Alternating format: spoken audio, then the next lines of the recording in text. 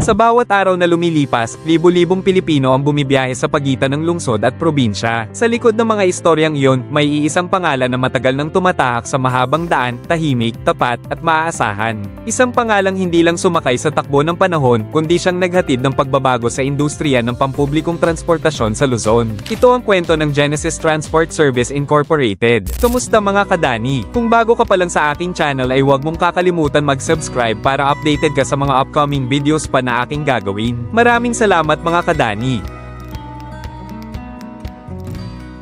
Noong December ng 1991, itinatag ni Riza Angara Moises ang Genesis Transport Service Incorporated sa San Fernando, Pampanga. Ang salitang Genesis ay mula sa Biblia, nangangahulugang ang simula.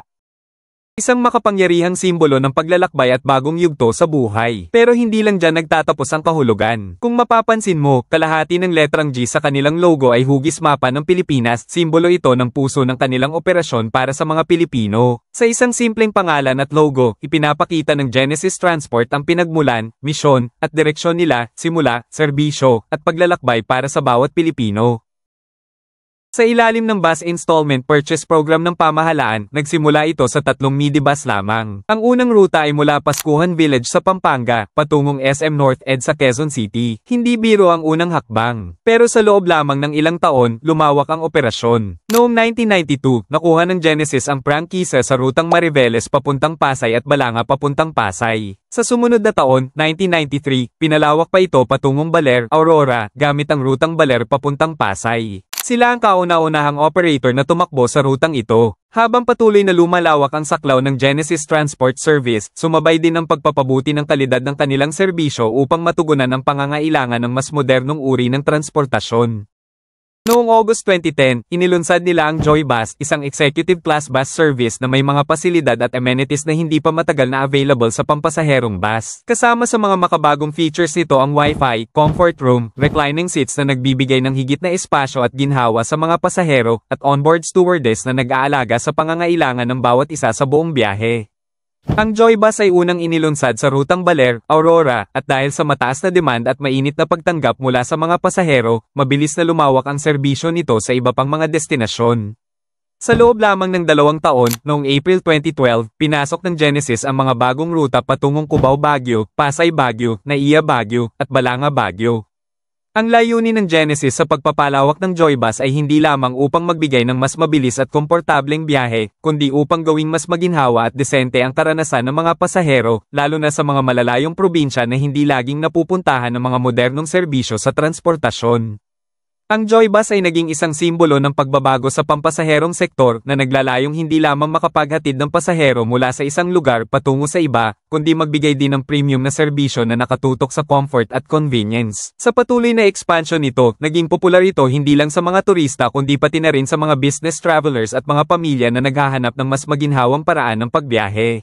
Hindi lamang ang pagpapabuti ng serbisyo ang naging pangunahing layunin ni Riza Moises sa pamumuno ng Genesis Transport Service. Sa ilalim ng kanyang matalino at makabagong pamamahala, nagsimula ang strategic expansion ng kumpanya upang palawakin hindi lamang ang saklaw ng operasyon kundi pati na rin ang kalidad ng kanilang mga serbisyo. Isa sa mga mahahalagang hakbang sa pag-unlad ng Genesis ay ang kanilang pagkuha ng Saulog Transit Incorporated noong December 1, 2010. Sa pamamagitan ng acquisition na ito, nakuha nila ang malawak na operasyon ng Saulog sa Cavite at Olongapo na nagbigay ng mas maraming ruta at pagkakataon para sa pagpapalawak sa mga rehiyon na ito. Hindi lamang Saulog ang naging bahagi ng kanilang paglawak. Kasama sa pag-aari ng Genesis ang franchise ng Dagupan Bus Company, isang kilalang bus operator na may malawak na saklaw sa Hilagang Luzon. Sa pagsasanib ng mga operasyong ito, nagsimula ang isang bagong yugto sa kanilang negosyo. Noong 2015, itinatag ang bagong brand na North Genesis na naglalayong maghatid ng mas modernong serbisyo at pamamahala sa mga hilagang ruta tulad ng Cubao Baguio at iba pang mga biyahe patungong hilaga ng bansa. Ang North Genesis ay hindi lamang isang pangalan kundi isang representasyon ng makabagong pamamalakad at premium na serbisyo. Sa ilalim ng bagong brand na ito, patuloy na pinagtibay ang mga bagong pamantayan sa kalidad ng biyahe, modernong mga bus, at mabilis na operasyon na tumutok sa pagpapadali ng paglalakbay at pagtaas ng kasiyahan ng pasahero. Ang expansion ng North Genesis ay isang halimbawa ng patuloy na pagsunod sa pangangailangan ng merkado at pagpapakita ng commitment sa mga pasahero na naghahanap ng mas mataas na kalidad ng public transportation. Bahagi rin ng pagpapalawak ng serbisyo ang pagsanib ng Aurora Bus Lines na nagseserbisyo sa rutang Cabanatuan-Baler. Patunay Patunay ito na ang Genesis ay hindi lang limitado sa mga terminal sa lungsod, kundi tinatahak din ang mga kalsadang mas malapit sa mga liblib na komunidad.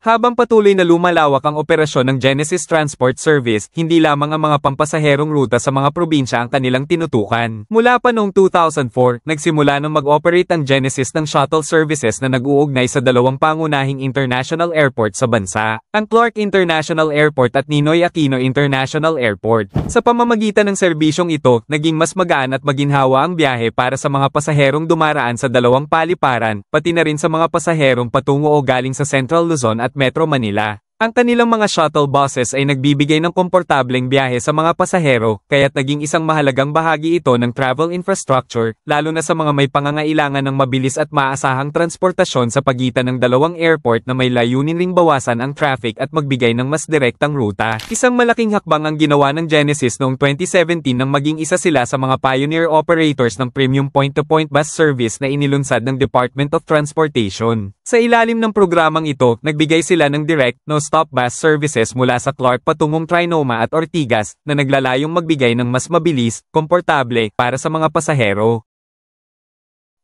Ang rutang ito ay hindi lamang nakatulong sa mga pasahero mula sa Central Luzon at Metro Manila, kundi nagbigay rin ng bagong opsyon para sa mga pasahero na naghahanap ng mas mahusay na paraan ng pagbiyahe mula sa Clark patungong Metro Manila at pabalik. Ang pagiging pioneer sa point-to-point program ng Department of Transportation ay nagpatibay sa pangako ng Genesis na hindi lamang tumutok sa pagpapalawak ng kanilang saklaw, kundi pati na rin sa modernisasyon at pagpapabuti ng karanasan ng kanilang mga pasahero sa lahat ng aspeto ng kanilang biyahe. Ang point-to-point services ay isang hakbang tungo sa mas organisado at efficient na sistema ng pampasaherong transportasyon, at ang Genesis, sa pamamagitan ng kanilang pagsali, ay nagsilbing isang maasahang partner sa pagkakaroon ng mas maginhawa at mas mabilis na paglalakbay para sa mga commuters. Sa kasalukuyan, ang Genesis Transport Service ay isa sa pinakamalaking pampasaherong kumpanya sa bansa na mayroong higit sa 600 na bus na bumubuo sa kanilang fleet, ayon sa ulat ng Inquirer noong 2023. Ang malaking fleet na ito ay nagpapakita ng kanilang patuloy na paglawak at dedikasyon sa pagtugon sa pangangailangan ng mga pasahero sa iba't ibang bahagi ng bansa, lalo na sa Luzon. Sa bawat bus na bumabiyahe, isang mahalagang bahagi ng sistema ang nakatulong sa mga pasaherong naghahanap ng maasahang transportasyon. Hindi rin magiging matagumpay ang operasyon ng Genesis nang wala ang higit sa 1,000